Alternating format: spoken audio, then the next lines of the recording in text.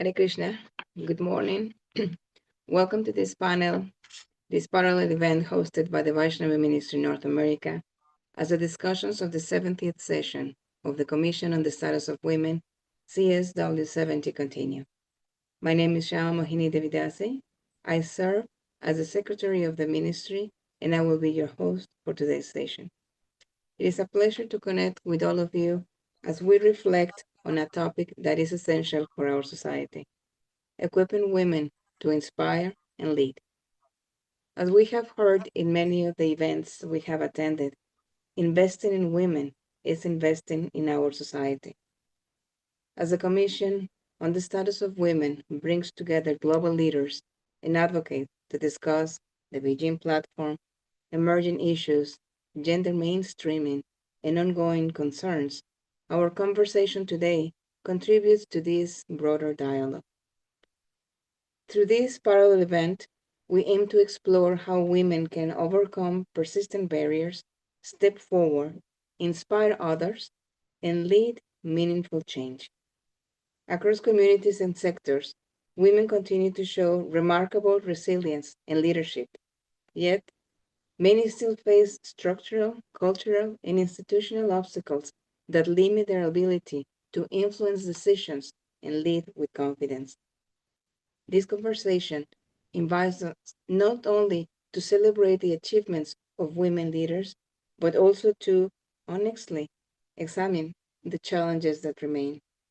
Today's panel brings together voices and experiences that will help us explore how we can better equip women and girls to realize their leadership potential, and how institutions, communities, and individuals can play a role in dismantling the obstacles that still persist.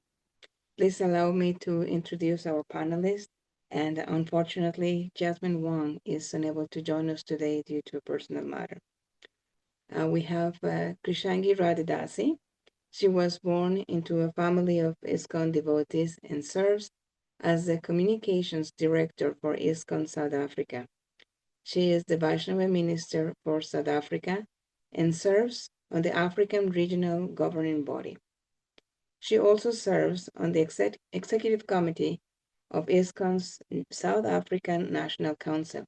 Krishangi Radhe is a neurolinguistic programming practitioner and a certified empowerment coach.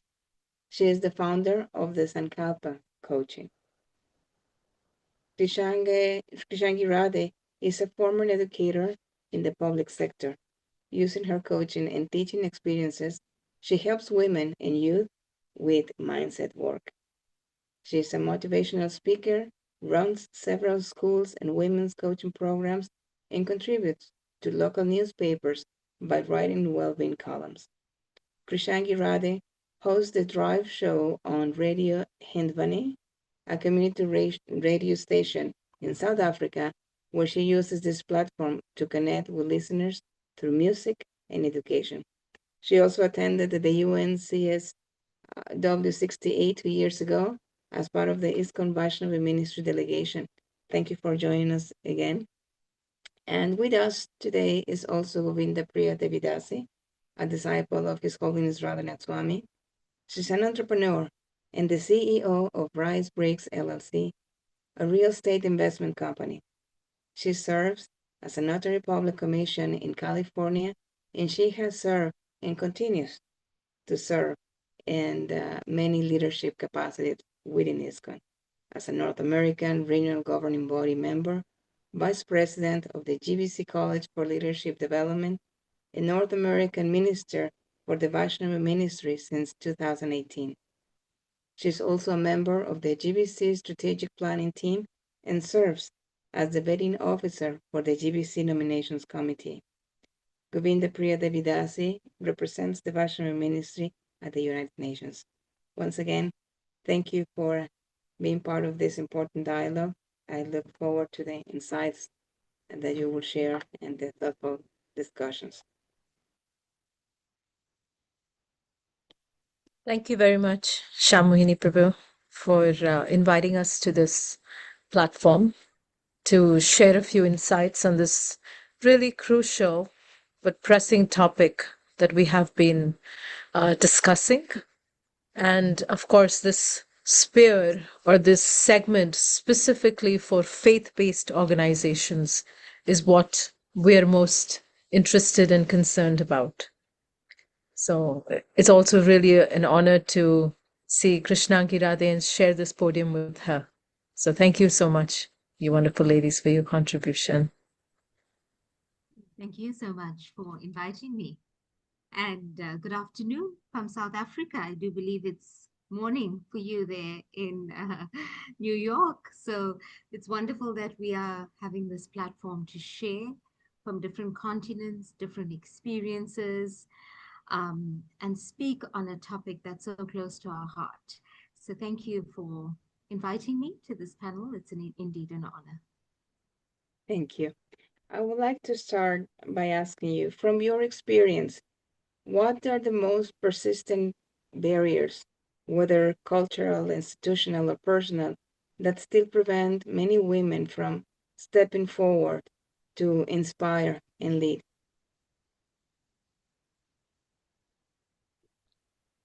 I can share a few words and then, of course, invite Krishnangi. You know, I read a very interesting statistic report recently. I think it was a couple months back. It said that women, they apply for jobs if they fulfill 100% of the requirements. So if the qualifications are, if they check all the boxes, they will apply for that job. Whereas on the other hand, men, they apply for jobs even if they meet close to between 40 to 50% of the qualifications. And I was just reflecting, I said, it takes so much more for us to have confidence in ourselves, to be able to out there. We want to do our best. We want to be, perfect. Most of the women, all of us, we struggle from this, that, we can learn on the go. We want to be accepted and be perfect before we even try. And I think that comes from being raised in an environment where we are reminded constantly that, this is the way you do things, this is the way you sit, this is the way you talk, this is the way you, if you laugh like this is how it's going to be perceived. So our perception overrules our need to just be, to be free in terms of aspiring for what we want to do. However, I've noticed that, in an environment where boys are also taught how to behave, how to respect, how to deal with their counterparts, how to deal with co-workers, how to deal with women, they also experience care and caution. But when a society teaches both, men and women, Vaishnavas and Vaishnavis, how to behave with each other, with the society, then it becomes a very, very, very beautiful. But when there is only the women are taught how to behave and the men are not taught how to behave, then that creates an imbalance. And I think that is, in my opinion, the root cause of all the other barriers that, come up, which can easily be dealt with. But this becomes a very deep rooted barrier because this has to be healed. This has to be changed. And this has to be, it has been going on for practically our lifetimes. So, that's just one thought. And I definitely add more after hearing from Krishnangi. Thank you for getting the conversation going around that. And I think, certain things that you've touched on, it's so important because we don't live in silos. We live as a community. And if we are unable to coexist in a respectful manner, how do we progress as a community? as a society. So exactly what you've been saying, to say that, yes, if girls are treated in a certain way and instill certain thoughts in them, and boys on the other side, then what happens there? So therefore, it's very important for us to actually um, be mindful that we coexist and we are able to actually support each other as such. So, something else that I was thinking about in terms of our barriers is, that kind of mindset that we have, as you've said, sometimes I read as well. If there's something that's negative that happens to a girl, it's because the girl dressed in a certain way, or she presented herself in a certain way, or she smiled a certain way, and she shouldn't have. So the fault is on her. So again, it's those barriers of limiting girls, not giving them their voice, segregating them, and just their voice is not heard in terms of exactly who they are, but they are categorized. Because you're a girl, you're not capable. Because you're a girl, you should dress in a specific way. Because you're a girl, you cannot have that kind of job description, or you cannot be a leader.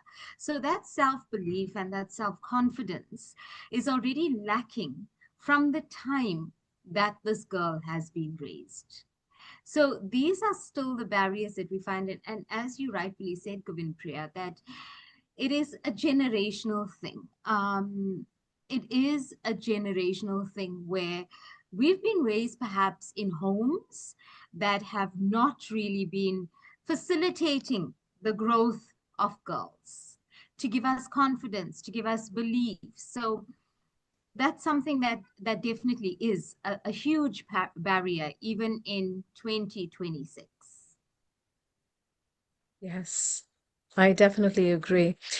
I think also very important for young girls to have role models, you know, to have role models of women or Vaishnavis successful in, in their careers, in their service, and also in, any sector that they want to be successful as, maybe as artist, maybe as in leadership roles. And once we have these wonderful role models, then it seems like, we're setting a standard where we're empowering without having to say much, because, children learn from actions. So when they see that, okay, there is another Vaishnavi, or there is another woman who's managing so well with their family, has a successful career, is being able to do service, and is being able to contribute in different leadership roles, then that becomes an inspiration. And creating such role models, it has to be more than just a few. When we have so many Vaishnavis as role models, I think um, that also is very inspiring and encouraging. So one barrier is also definitely not having enough role models that are able to balance this, um, sphere of being really taking care of the home and outside and doing your service and having a successful career. It's a lot. It's a lot to deal with. And that's why, being a mother of two boys, it's very important to train our boys to understand that family life or devotional life or any sector, when you're talking about partnership, you can't have a wheel that is a bicycle wheel and you say, oh, it's not good enough. And then you have a tire wheel. You're going to have to, share the responsibilities, share the successes equally to have a balanced and long, successful life. Otherwise, it's going to be a bumpy road. You can't put a tire of a bicycle on one side and you can't put a truck tire on the other and say one is better than the other. No, they equally need to be able to respect each other's contributions and support each other in their aspirations, and in that way live their life. And I think that kind of role model is what we really need to break these barriers. Thank you for Yes, adding that, Govinda Priya. I just want to come in there because I'm on a different spectrum because I've got two daughters, as you have two sons. So that's just a very interesting perspective in terms of how we raise our children, because, and especially being a teacher, it's so important that boys are taught. You know, it's often the girl needs to up level and the girl needs to be a certain way. But when boys are taught this respect within the home, and in the classroom, and that whole inclusivity where we can coexist in a respectful way, then it becomes really, really uh, a well-balanced society. yes. Many women navigate confidence gaps, or hesitate to pursue roles unless they meet every qualifications, and often due to social conditioning rather than ability. That's what I'm understanding from both of you. And at the same time, the risk of um, being criticized or failure can also feel higher when they are underrepresented. So addressing these barriers require more than individual effort, but it calls for maybe a cultural shift, leadership that actively creates spaces for diverse voices to step forward and thrive.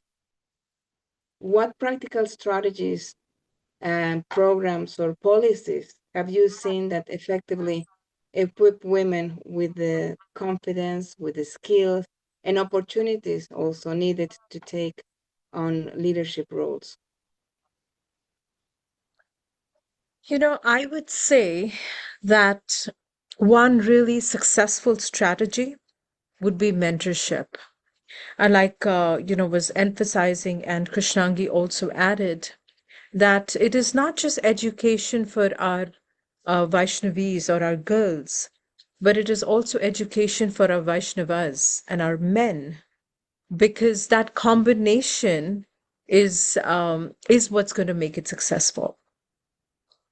And so mentorship, definitely having great mentors, having mentors that explain that there is a need for mature understanding of how these roles are going to function hand in hand. And like I said, you can't expect a bicycle tire and a truck tire to work together and have a smooth ride. No, it doesn't work. You're going to have to complement each other.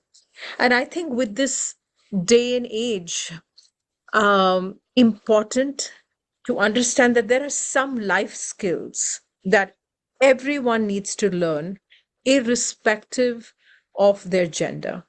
You know, like learning how to do your finances, learning how to manage your finances, learning to cook, learning to drive. These are not gender specific roles anymore. I actually feel sorry for men who cannot cook because it's a life skill, you know. And in the same way, if a Vaishnavi does not understand her finances, she's putting herself into a very vulnerable circumstance or situation, because life is risky. You may have a very wonderful partner, but you should be aware. You should be aware of the finances, even if you're not taking the major load of financial stability. You should be aware because life is very uncertain. So it is just, just intelligence that there are some life skills that we should train our boys and girls in, irrespective of the gender. Financial stability, which is very important to survive. In fact, in Vrindavan, there's a saying, they say, "Bhuke pet bhajan na ho Gopala, le ja apni kanthi mala." So Vrajvasis, they tell Gopal, that, okay, I don't have money to eat, and take your beads and your bead bag and your kanthi. I need to eat first. So the whole idea here is that you should have your financial stability. Even to go for our spiritual pilgrimage, you need finances. Even to contribute towards a wonderful society, we need some finances. So it's important to train our children, our boys and girls, to secure your finances properly, to be an asset of contributing towards our temples and centers, and cook, clean, play musical instruments. These are just life skills that do not have gender roles. They should be taught to both. And, inviting Krishnangi, because I have two boys and she has two girls. Yeah, that's thank you. Thank you. Am I audible? Is the level Yes, okay? it's a little bit better. Yes, thank you. All right. I was just trying to play with my settings whilst you were talking. So I will speak a little louder though. Thank you. So yeah, that's such an interesting question. And I find that when we say policies are there, but when we don't take action with that, what happens? So again, it's these daily steps that we have to portray within the home, to say that yes, boys are such that let's have them included in cooking and cleaning. And sometimes, as a teacher myself, and I see this in the classroom because I've got girls and boys sitting with me. And it's so interesting to see how these boys, some of them are so respectful to the girls. And we can see that's the home that they've come from, because that's what they watch, and that's how they mirror their kind of respect to these girls as sisters, who will help them pick up a bag or do something practical, where other boys will just look at her and walk past. And this is a very interesting phenomenon, because if society is changing, we could have all the policies we'd like, but if it's not practically shown from a family viewpoint within the home, then that paperwork is not really going to be the answer to the question. And as Govindapriya was saying, that with her two boys, I've got two girls, and I just feel that my own life experience is such that from my own experience, I was told a story which I'm happy to share today, that it was by my dad was a successful businessman as a photographer. And it was my maternal grandmother who actually started the business.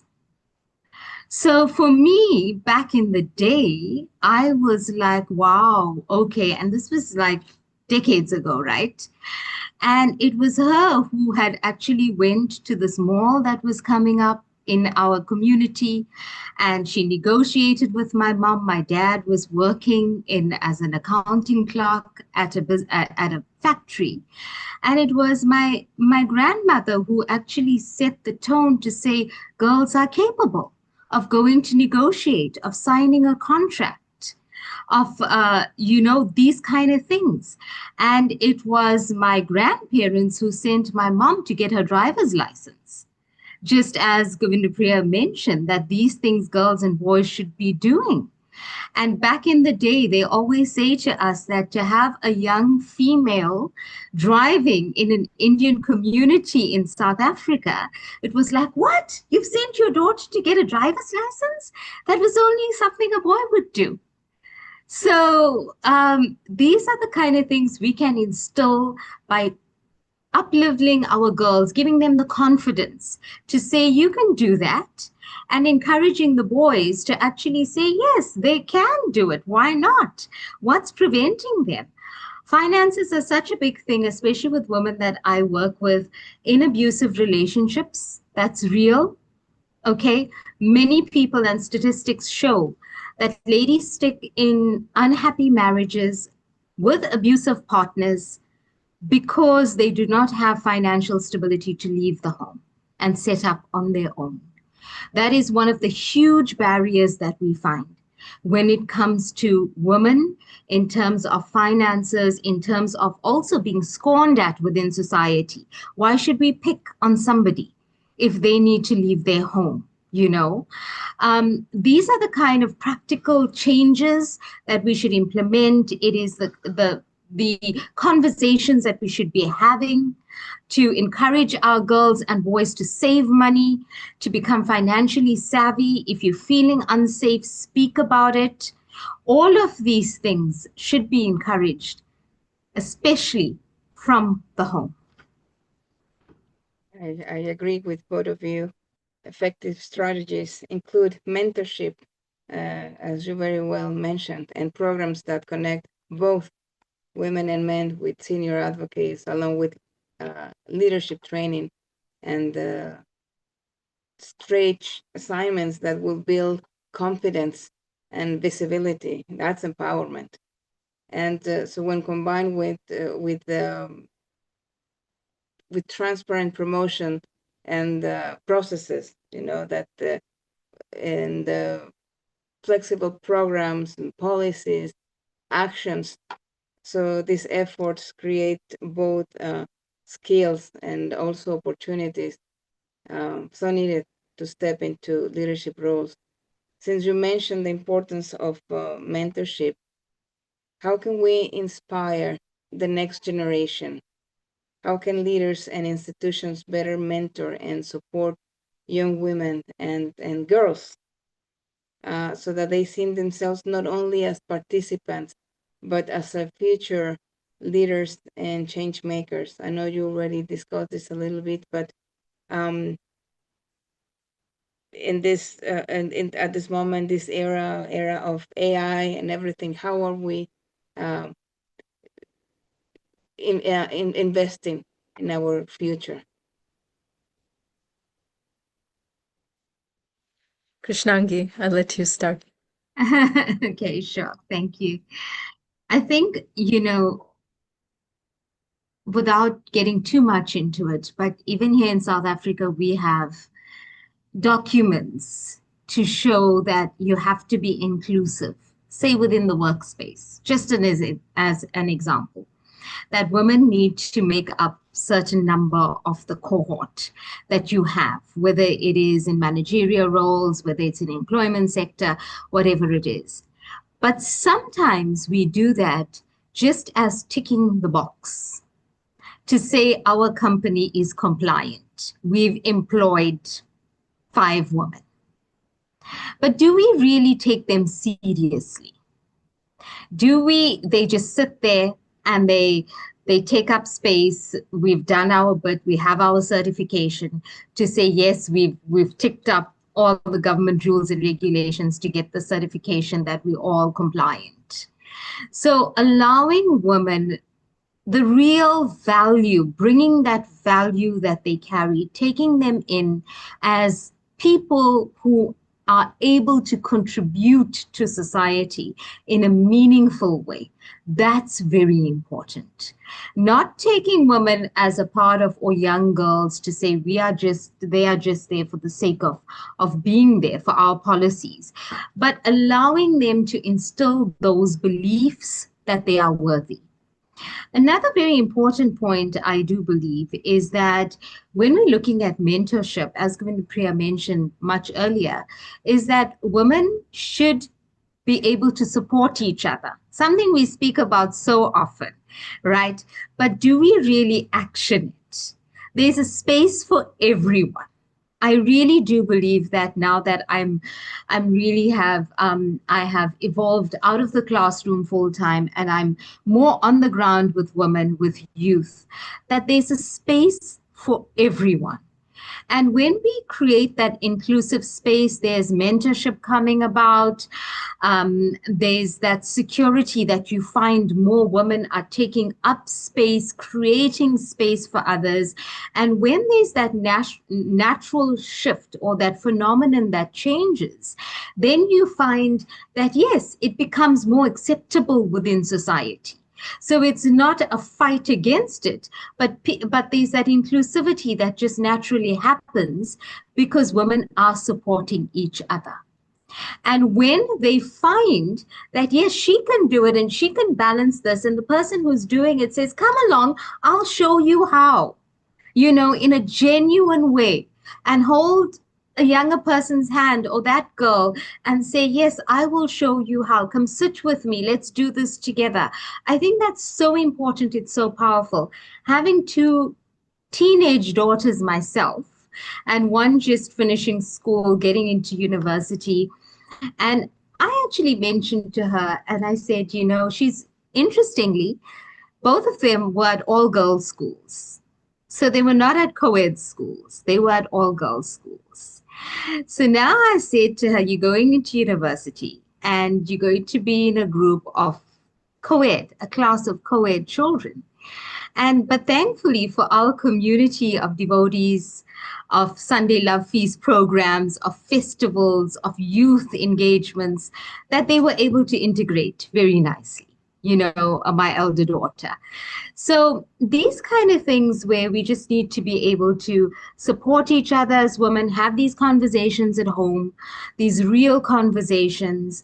And when women and girls are given opportunities, it's not that they're given opportunities as a token. That mindset needs to be shifted to say, yeah, we've got somebody on our leadership team. She's a woman. We've ticked that box. And I feel very strongly about that, because when you include somebody, it's on merit, and allow them to grow, allow for the experience, because a woman brings a different dynamic. And we see that the power that she carries actually shifts mindsets. If you allow that energy into your room, into a leadership space, the workplace can change, community can change, society can change, but embrace the energy of the woman. Beautiful. Embrace the energy of the woman. Beautiful. Along with that, I'm hearing action, financial freedom, mentorship, creating space, support, and empathy. Beautiful. Govinda Prabhu.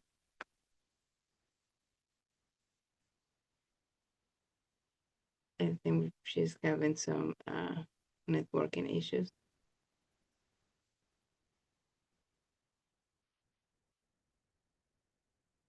Okay, she's back. Sorry, I think it's my network connectivity. But Krishnangi, when I was hearing you, can you still hear me? Yes. Yes, I'm audible. Okay, perfect. So there was just two or three important points that were coming to my mind, and how we could actually make a change is one, certainly there are certain things that are non-negotiable. We teach our boys and girls the basic life skills, which, we take that gender out of cooking. That, okay, only a woman or a Vaishnavi needs to know. She does need to know, but so does a man need to know, because they travel too. They support families too, and now they're sharing responsibilities. So both of them need to know how to cook. This is basic. They both know how to eat. They both know how to cook. There's no rocket science about it. You need vehicles to move around. They both learn the skills, that so that they're actually an asset helping each other rather than becoming a liability for each other. Just imagine if my husband had to drive me around everywhere and work a job and do all of that. Was I really being supportive of my husband? So why not learn these basic life skills? That's crucial. Secondly, I think we need to reframe the concept of leadership. Leadership comes with a stigma that it's dominance, whereas our very sampradaya and our acharyas have taught us that leadership is not about ego or power, it's about seva. So when we're all leaders in our own sphere, right? Only thing is, the more roles and responsibilities we start taking, our sphere becomes bigger and bigger and larger. That doesn't mean we become more egoistic and we are becoming more powerful. It just makes us a more of a servant. So when we take away that stigma or reframe the definition of leadership to rather than being an ego power hungry situation to a service oriented situation, then that was what everyone was supposed to do. That's the nature of the soul, irrespective of the gender. But when we talk about leadership as dominance, that's when they're like, oh no, this is not for the woman to dominate. It's not for the But that's not the concept of leadership. That's a misconception of leadership, that leadership means power and dominance. It doesn't. It means service, selfless service. And who could do that more than a mother raising a child selflessly with sleepless nights without any reciprocation? For years, the child doesn't even learn to say a word. But day after day, night after night, you know, you're feeding, you're bathing, you're without any reciprocation or a thank you. That's selfless service. So leadership is not defined, certainly not defined as dominance, in my opinion. And in many, these new concepts of in management, you'll hear servant leadership. It's very trendy. But this is what our acharyas have taught us right from the beginning, that leadership is not about power and dominance. It's about service. And um, both men and women, Vaishnavas and Vaishnavis, irrespective of their genders, are meant to be servants of Krishna. And also, I think one other important thing to make something like this successful would be to have safe spaces to fail and grow. We certainly feel that if a boy makes a mistake, he could somehow get out of it. But if a girl makes a mistake, the societal pressures make it so difficult for her to to be accepted if she fails. Whether it's in, I've heard in many situations that, okay, if you fail the 10th, okay, that's it. You're not going to college. But they don't do that with the boys. Or if you make a mistake, you made a wrong partner choice, just stick with it. You can't fail. You can't have a failed marriage. But a man could have a failed marriages. So understanding that every marriage and every relationship takes work, of course. And we believe in cooperation and we believe in adjustments and we believe in higher purpose. At the same time, we also need to understand that we need to create some safe spaces to fail and grow for both our boys and for our girls. So I think if we can incorporate some of these within our societies, this will give opportunity for women to mentor them in the right sphere, because we want to be one large family. And of course, bring out that aspect of advocate for other Vaishnavis, advocate for other women. Like you were saying, you were talking about, Krishnangi was talking about sisterhood. We talk about uplifting each other. And I think as women, we need to understand our weaknesses. And it could be that, women in general could be envious, right? Men are also envious, but sometimes we do say that women are more envious. But we have to understand, okay, if we do have that envy, how do we overcome that? Can we advocate for other women in rooms where she hasn't even entered? Can we really advocate for them? Truly, when we start uplifting each other, there's nothing that can stop us. So I think these certain points, of course, these 4 points that I mentioned, I feel that are crucial for the growth of individual Vaishnavis and all of us together. Many times we gather in spaces like this, and we speak and we listen and we live inspired. Yet too often that inspiration does not translate into something that we or that you discussed before, which is action. This is not always because people fail to carry the message forward, but sometimes because of apathy, because of feeling that nothing will truly change, is always the same, or the perception that there will not be any follow-up or real application of the ideas discussed. So at times we also wait for change. We think that it's going to come from the higher levels of leadership, when really meaningful transformation often begins at the grassroots level. So, as we often say, we must be the change that we want to see, right? With that in mind, what indicators or changes should we be looking for in the coming years, months, to know that we are truly moving from dialogue to action, and from making real progress in breaking barriers and equipping women to inspire and lead?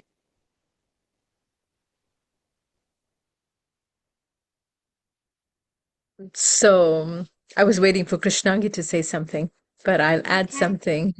Okay. And, if there's any questions coming from our online, you can take them simultaneously. But I think definitely to move from just talking to doing, one important thing is each of us become an example, right? Because it's hard to change the world without changing ourselves. Each of us, when we say that we're going to become an example, and how do we become an example? Okay, we set an example. Am I aware of my finances? Am I aware of, am I learned enough? Are there any skills, life skills, that I feel I lack in? And how can I fulfill that? How can I step out of my comfort zone in one particular area? And it doesn't have to be something huge. It could be anything. It could be things like, okay, am I scared of public speaking? Is there a segment that I can step out of my comfort zone and learn something? Because when you learn something, you step out of your comfort zone and you do something, not only does that boost your own confidence, but then you become a shining example for someone else that's thinking about it. That's looking at you from a corner of a room and thinking about doing something, but then they see you do it and say, oh, I knew her and she wasn't doing this earlier. Now she can, so can I. And then secondly, advocate for each other. There are thousands of people outside that are ready to pull us down. We don't need another one. We need someone to advocate for us and advocate for others. And the very famous saying that it always says that be the change you want to see in the world. So if you want to really see in the world the change of people uplifting each other, then you start doing it. You start doing it and you will meet people that will uplift you. So the joy you get from advocating, if you see a role, responsibility, a position that someone can actually fill in, go ahead, advocate for them. A true leader is someone, and I heard S.P. Keshav Maharaj was sharing this, that one of his mentors told him this. And he was saying that a true leader is someone that wants to see you become better than him, which is really, if you think deep down, it really is a blow on your ego, right? Because if you are anyone, you want to be the best. We all want to be the best. Yes, we be the best, but then we help someone becoming better than us. And what that does, we still become best. And then you keep helping someone becoming better than you. and you become better than yourself. So it's growth continuously for each and every one of us. And I think we should hear from Krishnangi. Thank you. I think that self-awareness is so important. Exactly what you said. You know, becoming more self-aware of where you're at in your life. I think setting goals, as much as how it sounds so boring, but I was just listening to a podcast this morning, and it was about, you know, taking that action step for yourself. Especially as women, we may find ourselves with that scarcity mindset, that mindset of, no, I can't do this, or I'm not capable, finding excuses for ourselves. I'm a mom, so I can't do this. Where am I going to find the time to do that? And all of this around, we just, our mindset is very scarce because of the different roles that we play. And we, as we said, we want to give off ourselves to others so perfectly. We want to be perfect for everything and everybody else that we find. Again, it's that self-care that we lose. And years go by, and I'm saying this because I speak to so many women personally about this. Sometimes years go by and then they say, oh, we wish we were younger. You know, if only I did this when I was much younger and now I'm at this age, because we've just been serving everybody else and we've neglected ourselves in the process. And that's something as women that we need to really invest in, to say that it's okay to invest time in yourself, to take up a hobby that you enjoy, to meet your friends if you find that you want to do that, and have that sangha association, or we may call it social connection. And once you feel uplifted, your spirit just shines from within, and you'd be able to then lead even in your home with such beautiful energy. But if you are feeling depleted yourself, you are never going to give your best in anything else, what to speak about leadership. So that self-awareness is so important. That self-belief is so important. And again, I was listening to this, that motivation comes.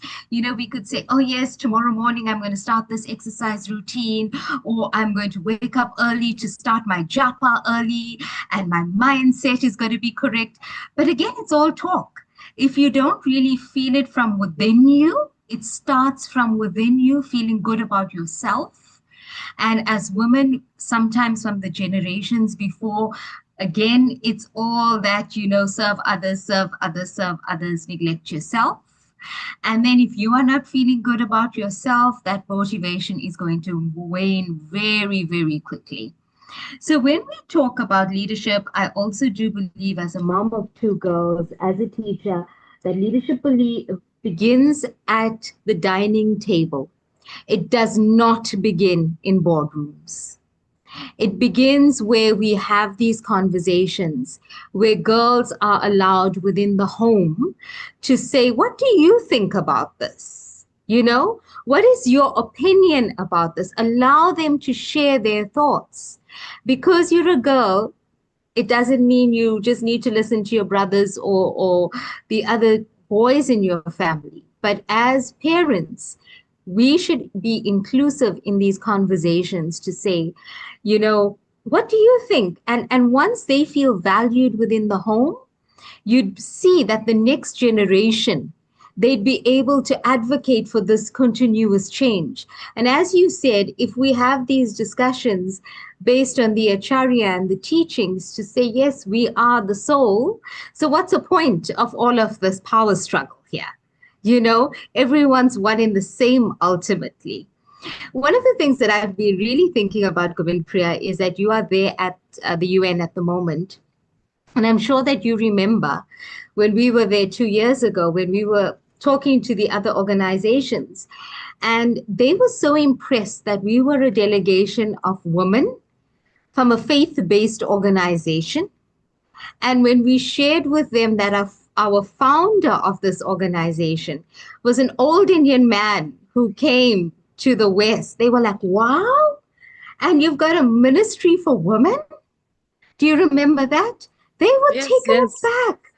They were like, they were so in awe of us being present in a leadership summit at the UN. And who was our founder? He was a man who advocated for change from back then to say, women, you have a voice. So if we keep that and if we imbibe that spirit, then the future generations, we've got it all checked. Beautiful. Is it okay if we just go to an online question? Yes, absolutely. And I think we have a Thank you. couple audience. If somebody wants to even unmute, or if you want to take, the online questions from the internet, that's fine too. Yes, okay, let's see. This one says, how can women uplift and support one another without undermining each other? That is definitely the crux of it all. So, um, I want to share. I mean, of course, this is there's one general answer for this, that of course we see that all of us have a unique role to play, and we're not competing against each other. That's just a very generic understanding.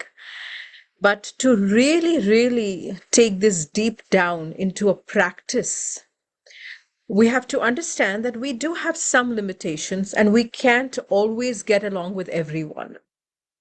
There's personality types, there's things that we might not be able to get along with everyone at a certain point of time in our lives. Just how we grow, just how we think, and we may have differences of opinion.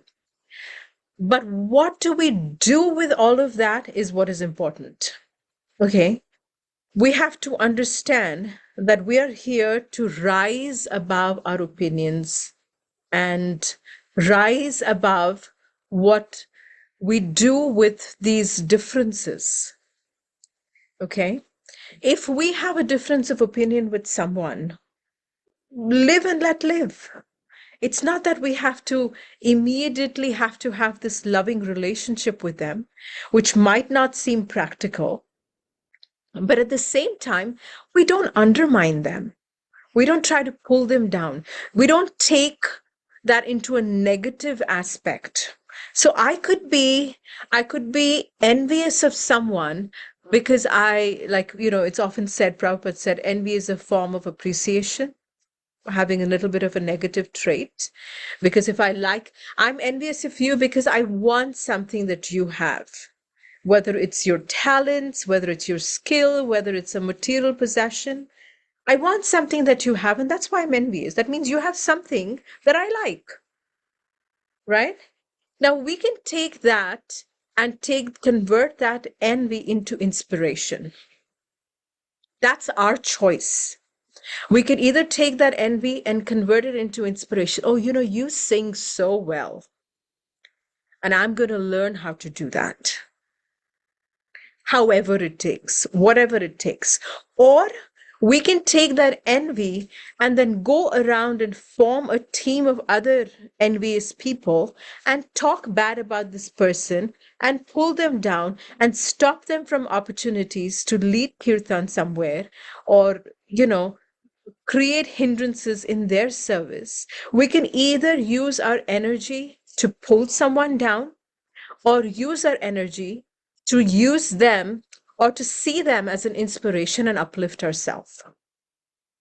My barometer, and I think that works, is that you compete with yourself and you take inspiration from others. You compete because it's very important to compete, otherwise you'll be static. You will be static. You compete with yourself, what you were in 2025. You compete with yourself for what you want to be in 2027. So every year, compete with yourself. But every year, find a few inspirations that you want to live up to. And then advocate for them. Advocate for them. Because when you talk about them, you become what you associate with. And association not necessarily is physical association. Association is at the level of the mind. When I talk about somebody's wonderful qualities, sooner or later I will develop them. It's just a matter of time. So you associate with, Krishnangi, you're so eloquent. You speak so well. I love how you have this, you have this hep in you, you're a DJ, and at the same time, you're a school teacher. And that's inspirational. That's how you keep fun alive while being in your 40s, late 40s or 50s. I think that's inspirational to me. I can either take that as an inspiration and be young myself, or I can go to the back of the room and discuss with Shamoin and say, you know what? She's so immature. She's like trying to be too hep for being 40. Or I can do that. The choice is with us. We can't control what other people do. We can control what we do and be the change you want to see. And remember that this is Srila Prabhupada's body, ISKCON society, and there's going to be several gaps that we come across. It is our responsibility to go and cover those gaps. Even amongst us, we go there, we cover those gaps. We don't wait for people to sit and, or we can be spectators and say, you know what, this is what's going wrong. This is what's going wrong. They don't know how to run it. No, you go there and do it. That's what we need to do. That's how we can support each other, by taking inspiration and then finding a way to resist that urge of pulling anyone else down to make us look. That comes from our own insecurities when we try to pull someone else down because it makes us look good. No, it doesn't. It makes you think that you look good. But people are not stupid around you. They're intelligent. They understand that it's out of envy that we're trying to pull others down. Krishnangi, let's hear from you. Yeah, I think a big one for me and everything. I'm so, on par with everything that you've said. One of the big things that I've learned from you is the whole inclusivity leadership. Because we met a few years back and you were just, come here, let's do this and let's do that. And, I was next on the GBC College and under your leadership. And it was never a moment that, you were not inclusive in terms of providing. You had those opportunities and you said, come along with me, and I really did feel that energy based on our service. And I'm so appreciative of that, exactly what you've just been saying, to say, let's support each other, to see how we could have a common vision, a common goal. What is our common goal, right? And that is service to Srila Prabhupada and to ISKCON. And when we do that, we are setting an example to the younger generation as well. Now, this is a thing for me. I find that gossip, and I'm going to use this word, right? You didn't say it as openly as I am. But gossip is such a thing. That's why we need you. Gossip is such a thing. And our younger generation actually watches what we say. They hear what we say. Whether it's our sons or our daughters, those within our space, and you may unintentionally, I may have my children with me and I'm talking to another lady and saying, oh, look at her, what is she wearing today? This is the temple, why is she dressed that way?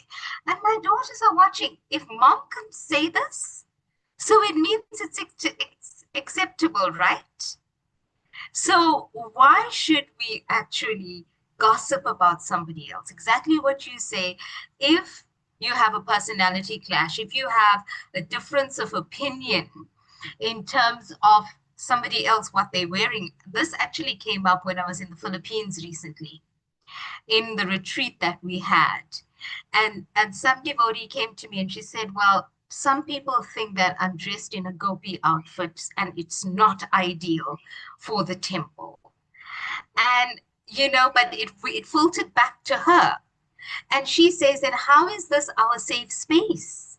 If I feel comfortable in attending in this attire, So it's just being aware of our thoughts, our words, and knowing that there's a space for everyone.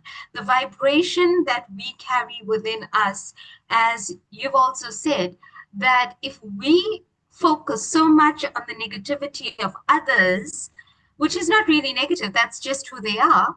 But if we are embedding those thoughts in our mind, we are self consumed by that we are not leaving space for our own self improvement and self development. Whereas a whole day we're meditating about somebody else, or we gossiping about somebody else, or whatever it is, picking on each other. And you know how that presents as to others and to men, that these women want leadership, they're not all together themselves. So, what does it look like? So, it's essential, it's on several levels, that instead of doing all this negative stuff to each other, let's just focus within, grow within, take the good in somebody else. There's good in every single one of us. Instead of focusing, there's that saying, what you focus on, it's like that white sheet with a black spot. You will focus on that black spot. What about everything else that's good in that person? So let's look for the good in others. And if you see something where you can help them improve gently, but you don't have to do it in a nasty way. Absolutely. Very beautifully said. We do have a couple people that joined us on Zoom. Shamoyini, do we have any more questions on our online? Yes, s- we have one more question. I was just tapping it. Is how can Sure. women rebuild each other confidence when trust has been broken? Did you want me to go first, Krishnangi?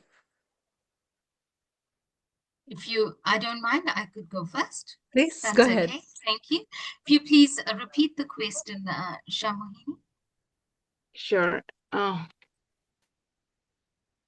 How can women rebuild each other's confidence when trust has been broken?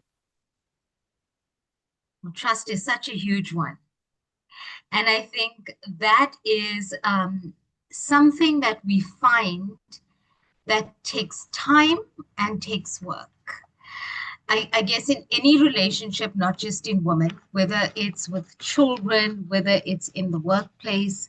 Sorry, I'm just charging my laptop as we go. Wherever it may be, it is something that we are able to constantly work on and build. So when it has been broken, it will take a while to heal. It's a matter of that self reflection and understanding what I've done. Who is this person that has done this to me?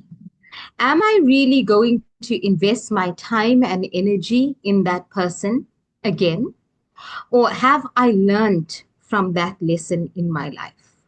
It's also very important when women have been through, different experiences in your life and you are sharing that with somebody.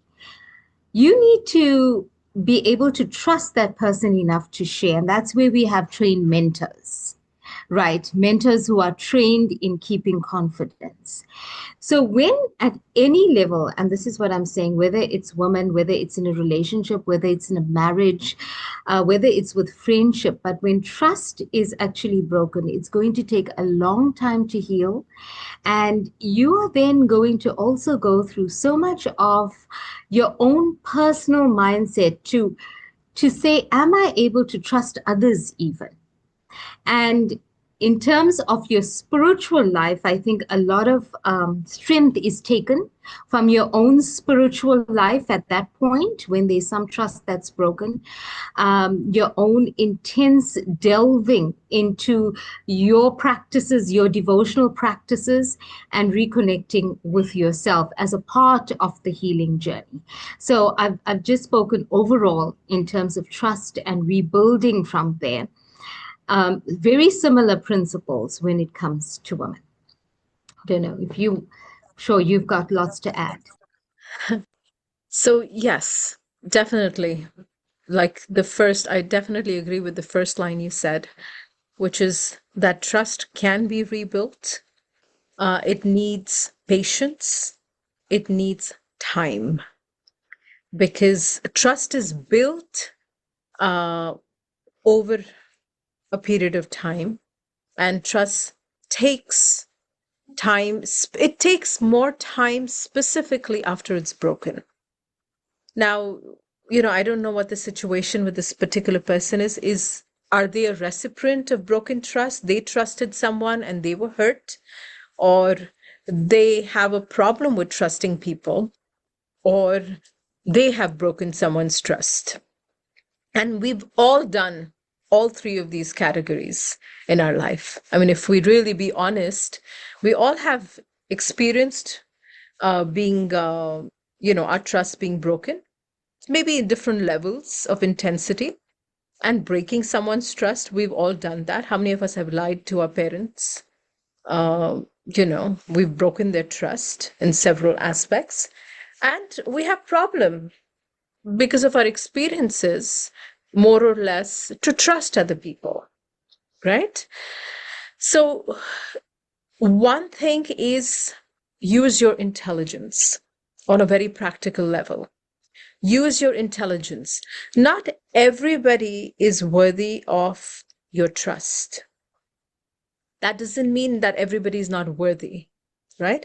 They are worthy, but not necessary for you to confide in them. It depends. If it's just a casual thing you're mentioning to someone, and if it's even spread here or there, it's okay. But if you're confiding in them something really, really confidential that really has, a devastating effect on you, if that's going to be shared, then I'd be very selective with who I would share that with. Having said that, the way to rebuild trust is to wait and watch. If you've already received one indication that this person was not trustworthy in the first place, I would rethink twice. Use your intelligence. You don't have to trust everyone with the same thing all the time. Use your intelligence. You could have a cordial relationship with someone and not having to trust them on deeper levels. There should be one or two very close people that you can trust, that would be there for you when there is a real calamity. It's very crucial to have these one or two people in your life. The others, you share exchanges. You become an example of trust. But always be very, very mindful of who you're sharing your inner feelings with. It's not something that you need to be ashamed of. It's your right to use that judgment. It's your right. So even if you look at our scriptures, the internal reasons of Mahaprabhu's appearance is not shared with general people. It's shared with devotees that really understand the rasa. The internal pastimes of Krishna with the gopis is supposed to be shared worldwide in an open space. It needs a space where a trust is there, where you have faith in the personality. It's not something unusual that we're talking about. This has to be a closer circle where there is accountability. And specifically, one barometer, and I call it the litmus test, is that person also sharing something in confidence with you? Is this an exchange of energy? Is it just that you are sharing and you are pouring your heart and you're hearing nothing? Are they also being vulnerable with you? That's a litmus test, in my opinion, for that this is a genuine person. This is an exchange. They also agree that they have weaknesses and they're willing to accept me with my weaknesses. However, I've seen most of the exploitation happens when the other person feels that, I'm above all of you, and I'm just here to kind of shower my rays of blessings on you or things like that. So find that partner, find that space. And if you can't find it, there's no problem, because Krishna is the closest friend we have within our heart. Journaling is a nice way of relieving, the burden that we carry of our mistakes. Standing in front of the deities and pouring our heart out, because there is nobody that is more closer to us than the Paramatma within our heart. And then Krishna at the right time will send you the right kind of friends who you can trust, and who you can have that relationship with and experience this relationship that we have with Krishna. We experience through the devotees. We experience Krishna's love and mercy through the devotees. We will experience Krishna's friendship through the devotees. But till the time we put ourselves into that space, you make that effort to experience that friendship with Krishna. Journal, write letters, write prayers. Our acharyas have shown us how to express. They were actually feeling, I'm patit, I'm so low, I'm so fallen. My mind is immersed in, subject matters of the material existence. These are prayers coming from deep, deep space and vulnerability, which they tried to share and which we all relish. So use your intelligence, because Prabhupada always emphasized using intelligence, not being sentimental. We have sentimental, but we have sentiments, not sentimental. We have sentiments that we weave together with our intelligence and keep ourselves protected. That's our responsibility, to protect our Bhakti Lata, which is a very, very tender plant, so that it grows in an environment. That is our responsibility. We have to use all our intelligence, all our resources to protect that Bhakti Lata. Thank you very much. And I just wanted to add something to that I thought, if you don't Absolutely. mind. Please. Forgiveness. I think forgiveness is also very important. That if somebody has done something, as the question was, that, if you've been let down, your trust has been let down by somebody else, it may take time, but it doesn't serve you if you carry that with you for your entire life. So in a very practical way, give it time. And as Govind Priya said, use your intelligence, that differentiates us from human beings, from other species of life. Use your intelligence, and in time, it's so important to work towards forgiveness, because that baggage of something that really has hurt you, something that where somebody close to you has broken your trust, but if you are holding on to that, it's going to create that wound that person may have just continued their life and they're continuing living their best. And here you are holding on to that. So work towards, whether it is, if you can't really forgive that person right now, but saying to yourself, this is not doing me any good, right? I'm going to let that go in small increments. And eventually you're going to lead to that space where that hurt is going to become a little less painful than it is today. But again, set that intention for yourself to say, I've been hurt by that person, whoever it was, because of broken trust. But I am going to work towards forgiving myself, maybe, for being too trusting. I'm going to, now work towards moving past that.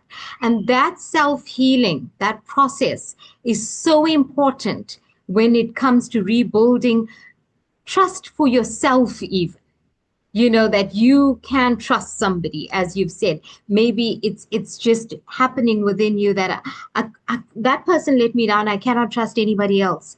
But work towards that forgiveness to yourself. That's really, really the first step in actually rebuilding everything. thank you. And actually, we have Swapna. If Swapna, if you would like to unmute yourself and Yeah, ask. wonderful, Swapna. Swapna is Hi, from hi, Krishna. Chile, Yes, I'm here. Santiago. Thank you for joining us, Swapna. Very good. Thank So you for nice this to see you section. again. Yeah, same here. Well, my question, I'm trying to compose it well, so it sounds right. So it's a bit hard. This is a safe space. Go ahead. All right, so I wanted to know, well, this is regarding the norms that are set by ISKCON, which are fantastic. Like we follow the scriptures, we follow the disciplic succession and everything. And I really like being in that environment. But sometimes when it comes to some things, I feel like I'm in a box, and like, oh, you can only do this, you cannot do anything else. And it could be like a small thing, like using a guitar for my kirtan, because I don't have a harmonium or something, like small things like these, which I feel like it shouldn't be a problem, but maybe it is. And in the real world, of course, if a situation like this occurs, I know what to do. But in this context, as a devotee, I don't want to, have a bad Vaishnav etiquette. So, but then as a creative person, I just feel like, okay, that's it. I'm in this box. Like, what do I do? Like, so what do you suggest? So, institutions have walls, like a building, right? Institutions have some sort of boundaries. Creativity doesn't. And a balance of both makes things beautiful. Institution is for security and protection, right? So when we're in an institutional facility, like suppose I'm at an ISKCON center or a temple, we have rules to follow.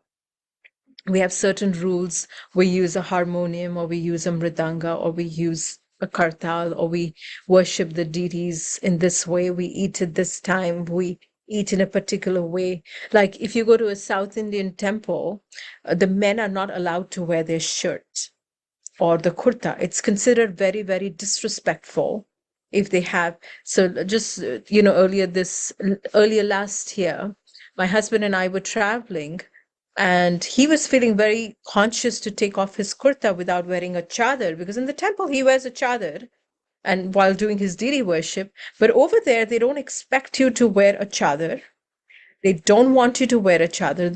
They think your Brahmin thread is your kurta.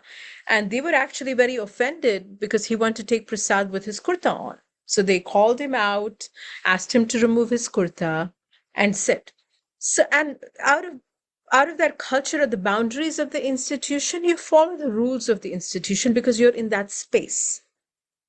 At your home, in your space, if you feel connected to, and you feel deep feelings by singing the Hare Krishna Maha Mantra, or whatever you want to sing for Krishna on a guitar, nothing should stop you from that. Nothing should stop you from expressing your love for the Lord or his devotees, or anyone for that matter, in whatever way of expression that you have. Okay? Having said that, institutions may have some restrictions that, okay, you dress in a particular way. They might have standards. Like if you can't go to the Golden Temple if you don't cover your head. Men and women. Men have to cover their head with and women have to cover their head. They'll call you out. They won't let you enter. They have rules and restrictions. Of course, Srila Prabhupada has made our rules and restrictions much, much easier than in many, many other Smartha temples. We won't call out people for being dressed in a pair of jeans or things like that. We don't call out because, so I think institution have their rules and regulations, and as a respected member, like if I travel as a notary public to anybody's house or office, I always ask them, would you like me to take my shoes off? They have, this is their space. Similarly, when we're going into a temple, that is a space managed by a few people. And this is more than, being trying to oblige. It is being respectful that, okay, let me know what I should do. Even when I'm right now in Brooklyn Temple, the first few days, I just observe what people are doing, because even within ISKCON temples, it's different. I see that, okay, the women offered, sometimes I'll ask, I said, where do the women stand? How does it work? When do the women go and offer? Or, you just follow because it's their home. They've set it up. I don't come to your home and I reorganize things, right? It's just out of respect. It's an institution. We follow the rules set by the institution, but that doesn't limit my expression of love. That doesn't limit my expression of love in my personal space. And maybe invite others and sing a kirtan on your guitar. Or maybe they might like it and they may not find it a problem to sing it in the temple. So there's creative ways of doing that. And I don't think we should bog ourselves down by institutional. They are for protection. Institutional rules are for protection. They're not for limitations, but they're just for protection. They're like basic rules to maintain the sanctity of a particular organization. If we just let loose, then, people will come with all kinds of things, right? There could be unreasonable people that could come with all kinds of things. That's just my 2 cents, but we should hear from Krishnangi. Thank you. Thank you for that question. Thank you, Govind Priya. Here in South Africa, I was just thinking whilst you were sharing that example, we have this whole, it's a 4-day, it's coming up right now. It's over Easter weekend, the Rath Yatra festival. And it is bold, culturally many, spiritually one. Especially because in South Africa, we have such diversity. We've come out of apartheid. So, and one of the things that is a major highlight at our festival is having the KwaMashu choir. That is the choir from with people with really deep voices, the African people of Africa, combined with our melodious kirtanias. And they bring their djembe drums and everything that goes with the African spirit. And here you've got your mridanga, you've got your kartal players, and they practice.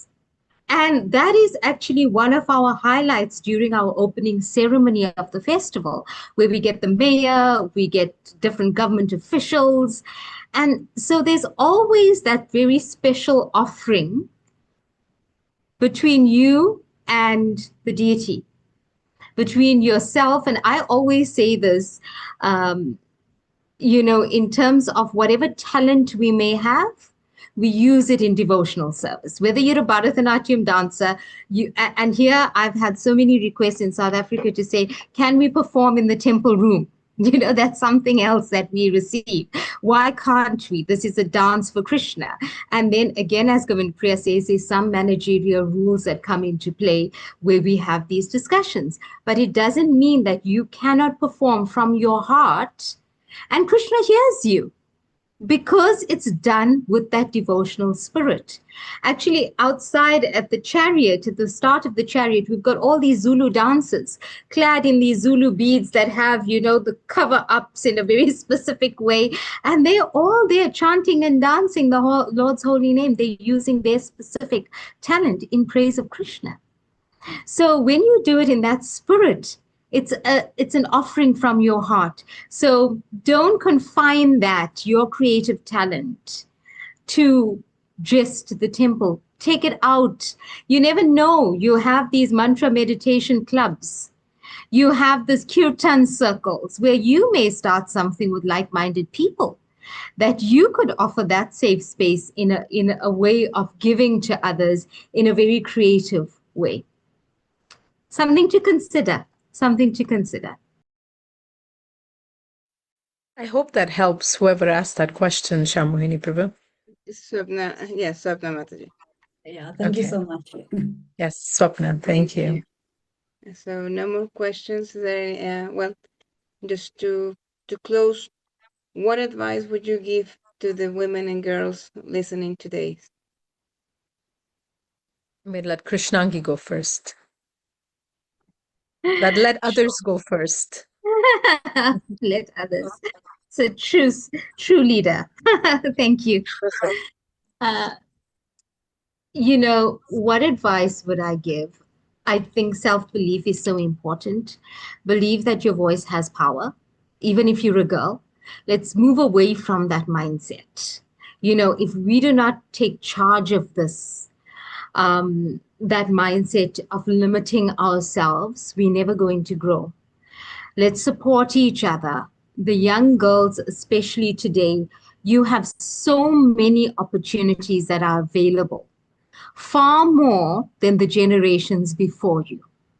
So embrace those opportunities, find your strength, find what sparks joy in your life. Something like we've had a question about kirtan, about musical instruments, about doing those things that really light you up, that you enjoy, and do it at your best. Just let your spark shine. Don't let others limit you. And I say this to my own daughters, who I'm going to use this term loosely, in a male-dominated world, things are changing. So let us use the platform that we have, and let us stand on the shoulders of others who have come before us and use their inspiration. Let us gain impetus and continue, so that when we are, as other young girls, maybe watching and saying, but I can't, maybe my society, my community is like this, maybe my social circles are like this, you do something that really lights you up, because when it comes from within you, you will just shine. And when everybody sees you at your best, say, oh, wow, this is a leader, or she's capable of public speaking, or let's include her here. So cut off the noise. There's always going to be noise, right? There's always going to be something in your head. But remember, what's in between your ears is what you tell yourself. So when you believe in yourself, be your best cheerleader. And everything in the spirit of devotion, and Krishna will reciprocate with you. So that is my Absolutely. Absolutely. Absolutely. I think I would recommend anyone listening to this podcast to first of all understand that, we're not talking about empowerment. I feel empowerment in one sense is a really vague of a term. Empowerment is someone that's powerless and you're transferring power to them, right? So when we're simply talking that women empowerment, that doesn't exist, because being a spirit soul, we're already empowered with Krishna's energy. We don't need any external person per se. The more we start realizing on a deeper level our connection to Krishna, we feel more and more empowered. Why? Because we understand that we're only a via medium.